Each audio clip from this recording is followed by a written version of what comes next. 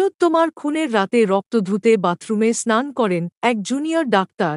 CBI সূত্র তিলোত্তমা ধর্ষণ খুনের ঘটনায় এবার আরও এক বিস্ফোরক তথ্য সামনে আসছে। সিবিআইয়ের নজরে আরজি করের এক জুনিয়র চিকিৎসকের ভূমিকা। ৯ অগস্ট তিলোত্তমার মৃত্যুর দিন ভোরে চেস্ট মেডিসিন বিভাগের ভেঙে ফেলা বাথরুমে স্নান করেছিলেন ওই জুনিয়র চিকিৎসক। নার্সকে বলেছিলেন গায়ে রক্তের দাগ লেগে গিয়েছে।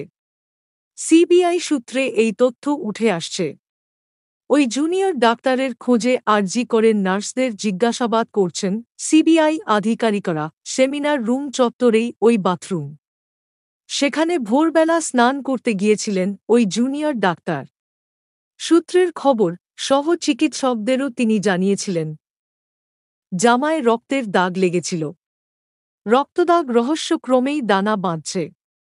যদিও সূত্রের দাবি, সেদিন জুনিয়র ডাক্তার বলেছিলেন মাল্টি ড্রাগ রেজিস্ট্যান্স ওয়ার্ডে ৪ নম্বর বেডে একজন মহিলা রোগী ছিলেন। তাঁকে পিআরবিসি দেওয়ার সময় জামায় রক্তের দাগ লাগে।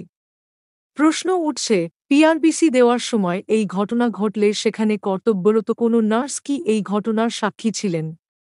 সিবিআই এ প্রশ্নের জবাব খুঁজতে নার্সদের জিজ্ঞাসাবাদ করে।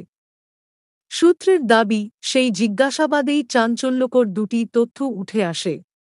১. ওই নার্স জানান তিনি কখনও ওই জুনিয়র চিকিৎসককে আগে দেখেননি। ২. এই জুনিয়র চিকিৎসকের নাম জানতে চাইলে নাম বলতে চাননি।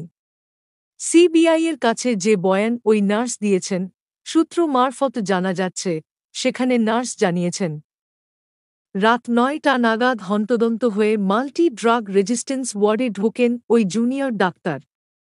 ফ্রিজ খুলে কিছু একটা খুঁজছিলেন। নার্স জানতে চাইলে জুনিয়র ডাক্তার জানান পিআরবিসি খুঁজছেন। এক রোগীকে দেবেন।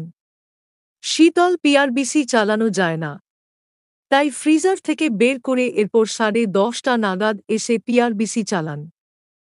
রাত 2:30 পর্যন্ত পিআরবিসি চলে।